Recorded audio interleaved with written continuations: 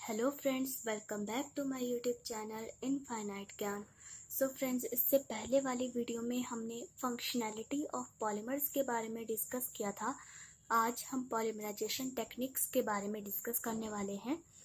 Polymerisation reactions जो हैं वो कैरिड आउट होती हैं 3 स्टेट्स में, सॉलिड, लिक्विड और गैसियस स्टेट्स में। ठीक है, लेकिन होता क्या है, जब हम पॉलीमराइजेशन करते हैं सॉलिड स्टेट में तो ये यहाँ पे जो पॉलीमराइजेशन होती है वो बहुत ही स्लो होती है। ठीक है, क्या होगी, बहुत स्लो होगी।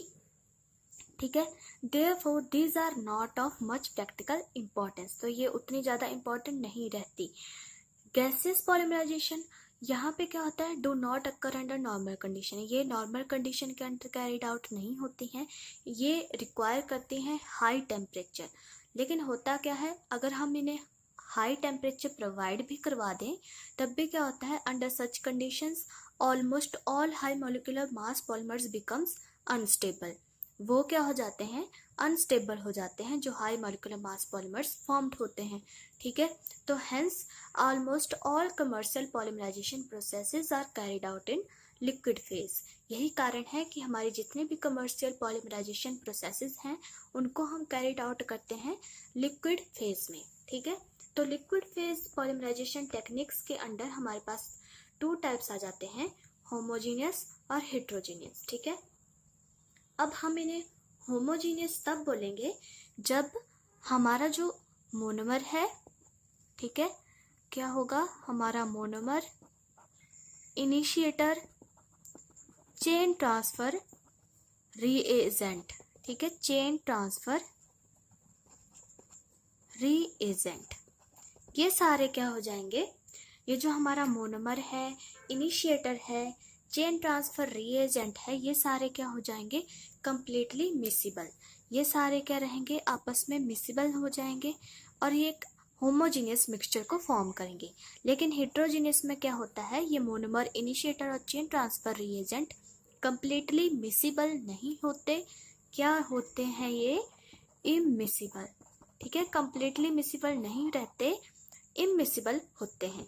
तो ये हो गए हेट्रोजीनियस। होमोजीनियस के अंडर हमारे पास बल्क पॉलीमराइजेशन और सॉल्यूशन पॉलीमराइजेशन आ जाती है।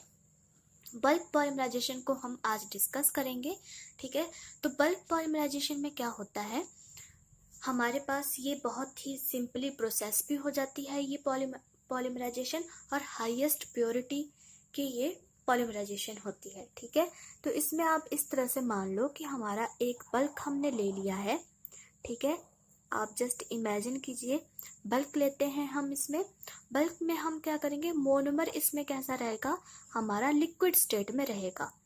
क्या लेंगे हम, मोनोमर को लिक्विड स्टेट में हम ले लेंगे। ठीक है, मोनोमर हमारा लिक्विड स्टेट में रहेगा और जो हमारा इनिशिएटर आएगा, ठीक है, इनिशिएटर जो हमारा आएगा वो हम इसमें ऐड कर देंगे। ठीक है, इनिशिएटर को हम इसमें ऐड कर देंगे और दूसरा हम इसमें चेन ट्रांसफर रीएजेंट को भी हम इसमें ऐड कर देंगे। चेन ट्रांसफर रीएजेंट का आपको पता है कि ये टर्मिनेशन में हेल्प करता है। ठीक है, जो पॉलीमर की जो हमारी चेन होगी, ठीक है, उसको टर्मिनेट करने में ये हेल्प करता है। ठीक है, और आपको पता है कि टर्मिनेशन क्यों जरूरी है, नहीं तो हमारा जो पॉलीमर है वो वाइडली ग्रो करता रहेगा। और इनिशिएटर होता है हमारी पॉलीमराइजेशन को स्टार्ट करने के लिए, इनिशिएट करने के लिए। ठीक है, तो हमने बल्क ले लिया, बल्क में हमने मोनोमर को लिक्विड स्टेट में ले लिया, इसमें हमने कोई भी एडिटिव को नहीं डाला। एडिटिव मीन्स हमने किसी भी सॉल्वेंट एक्स्ट्रा बाहर से किसी चीज़ को नहीं डाला, इसमें कोई भी सॉल्वेंट या हमने इन 2 चीज़ों को नहीं डाला इसके अंदर। ठीक है, तो हमने मोनोमर को लिक्विड ले लिया और इसमें हमने इनिशिएटर और चेन ट्रांसफर रिएजेंट को ऐड कर दिया। अब हम इस रिएक्शन मिक्सचर को या तो हम इसे हीट प्रोवाइड करवाएंगे, ठीक है, या हम इसे लाइट देंगे। ठीक है, जब हम इसे हीट प्रोवाइड करवाते हैं तो ये क्या है, एक्सोथर्मिक होता है। ये जो हमारा रिएक्शन मिक्सचर है ये क्या है, एक्सोथर्मिक। ये क्या करेगा, सराउंडिंग में हीट रिलीज करेगा बहुत ज़्यादा। ठीक है, हीट रिलीज करना शुरू कर देगा। तो अब हम क्या करेंगे, हम इसे कॉन्स्टेंटली जो है, हम इसे कॉन्स्टेंटली स्टिर करते रहेंगे, इस रिएक्शन मिक्सचर को हम कॉन्स्टेंटली स्टिर करते रहेंगे। वो किस लिए? ताकि हमारा यूनिफॉर्मली हमारा क्या हो सके, हीट ट्रांसफर हो सके, यूनिफॉर्मली हीट ट्रांसफर हो सके, मास ट्रांसफर हो सके, ठीक है, ताकि ये दो चीजें यूनिफॉर्मली ट्रांसफर हो सके। और फिर क्या होता है, जैसे ही हमारी हीट बढ़ने लगती है, हमारा रिएक्शन मिक्सचर जो है वो टर्न कर जाता है, किसमें? वो टर्न कर जाएगा विस्कस में, ठीक है, वो विस्कस बन जाएगा। विस्कोसिटी एक टाइम पे इतनी ज़्यादा बढ़ जाएगी, ठीक है, विस्कोसिटी जो है इतनी ज़्यादा बढ़ जाएगी कि हमें इसे स्टिर करना मुश्किल हो जाएगा, ठीक है, हम इसे स्टिर नहीं कर पाएंगे यूनिफॉर्मली, हीट ट्रांसफ़र नहीं हो पाएगा प्रॉपरली, ठीक है।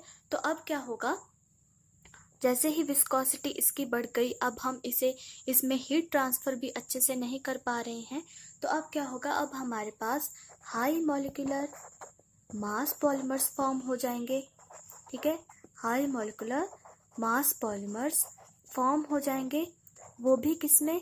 वाइड रेंज में, ठीक है।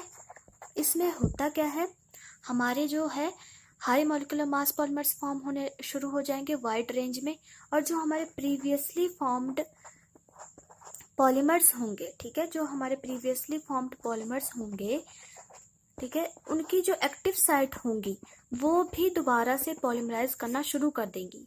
वो किस लिए? क्योंकि हमारा जो टर्मिनेशन रेट है यहाँ पे, वो किस लिए? क्योंकि हमारा जो टर्मिनेशन रेट है, ठीक है, जो हमारा टर्मिनेशन रेट है रिएक्शन का, वो क्या हो जाएगा? डिक्रीज हो जाएगा। अगर टर्मिनेशन रेट डिक्रीज हो गया, मतलब कि अब हमारी जो पॉलीमर्स है वो वाइडली बनना शुरू हो जाएंगे, ठीक है, और वो जो हमारी, ठीक है, प्रीवियसली जो हमारी पॉलीमर चेन्स फॉर्म्ड होंगी एक्टिव साइट्स के साथ, वो भी पॉलीमराइज करना शुरू कर देंगी। तो अब क्या हुआ, अब इसमें हमारा जैसे ही इसने विस्कोसिटी को गेन कर लिया, जैसे ही ये हार्ड हो गया, इसने टर्मिनेशन को भी डिक्रीज कर दिया, क्योंकि अब प्रॉपर हीट ट्रांसफ़र नहीं हो पा रहा है। अगर प्रॉपर हीट ट्रांसफ़र नहीं हो पाएगा तो हमारे इसमें वाइड रेंज के मॉलिक्यूलर मास के पॉलीमर्स फॉर्म हो जाएंगे, ठीक है, कुछ बड़े होंगे, कुछ और भी ज़्यादा बड़े होंगे, ठीक है, आप समझ रहे हो ना, क्योंकि विस्कस हो गया है, वो हार्ड बन गया है, तो उसमें बहुत बड़े बड़े मॉलिक्यूलर मास पॉलीमर्स फॉर्म होंगे।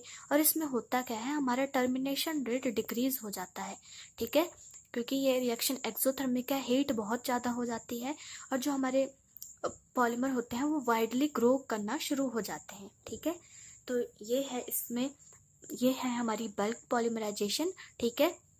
अब हम बात करते हैं एडवांटेजेस की, ठीक है, बल्क पॉलीमराइजेशन की। तो यहाँ पे जो हमारा पॉलीमर फॉर्म होगा वो हाईएस्ट प्योरिटी का होगा, ठीक है, हमने पहले भी डिस्कस किया, वो हाईएस्ट प्योरिटी का होगा, क्योंकि हम इसमें कोई भी एडिटिव का इस्तेमाल नहीं कर रहे, और इसमें जो हाई मॉलिक्यूलर मास पॉलीमर होंगे वो ऑब्टेन होंगे वाइड रेंज के, ठीक है।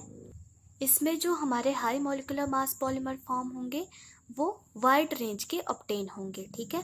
There is no solvent contamination of the product, ठीक है, क्योंकि हमने बाहर से किसी भी चीज़ को ऐड नहीं किया है, हमने मोनोमर को ही लिक्विड में ले लिया था, जिसमें हमने इनिशिएटर और चेन ट्रांसफर को उसमें ऐड कर दिया था, वो उसमें सॉल्यूबल हो गए थे, ठीक है। तो यहाँ पे कोई सॉल्वेंट कंटामिनेशन नहीं होगी प्रोडक्ट की, ठीक है। और ये पॉलीमराइजेशन के दौरान जो हमें पॉलीमर फॉर्म होता है, इसे हम डायरेक्टली यूज़ कर सकते हैं, ठीक है, इसको ये हम डायरेक्टली यूज़ कर सकते हैं। It doesn't require any isolation, इसकी आइसोलेशन करने की भी ज़रूरत नहीं होती, ठीक है, क्योंकि ये एकदम प्योर होता है, तो हमें आइसोलेशन करने की भी कोई ज़रूरत नहीं है। और डिसएडवांटेजेस में इसके पास यही है कि ये एक्सोथर्मिक है, ठीक है, ये बहुत ज़्यादा हीट रिलीज करती है, और हाई विस्कोसिटी होने के कारण इसमें यूनिफॉर्म हीट ट्रांसफ़र नहीं हो पाता है, और हमें डिफ़िकल्ट हो जाता है स्टिर करना, which can lead to explosion, ठीक है। तो एक ही जगह पे इतनी ज़्यादा हीट इकट्ठी हो सकती है जो कि एक्सप्लोजन भी कॉज कर सकती है, ठीक है, तो ये इसकी डिसएडवांटेज है। और जब हमारा 30 to 40% कन्वर्जन हो जाता है, जैसे स्टार्टिंग में हमने हीट दी होती है रिएक्शन मिक्सचर को, ठीक है, और हम कॉन्स्टेंटली उसे स्टिर करते रहते हैं, तो यूनिफॉर्म हीट ट्रांसफ़र होता रहता है, तो 30-40% हमारा कन्वर्जन हो गया होता है पॉलीमर का, लेकिन जैसे ही उसकी विस्कोसिटी बढ़ती है तो enormous increase in molecular mass, तो एकदम से मॉलिक्यूलर मास में चेंज आ जाता है। उस प्रोसेस को हम ऑटो एक्सेलरेशन बोल देते हैं, ठीक है। उसमें क्या हो जाती है, ऑटो एक्सेलरेशन, एकदम से वो बढ़ने लग जाते हैं। जो मैंने अभी आपको बताया कि हमारे जो प्रीवियसली फॉर्म्ड पॉलीमर होंगे वो भी क्या कर देते हैं, एक्टिव साइट्स के साथ वो भी पॉलीमराइज करना शुरू कर देते हैं, ठीक है।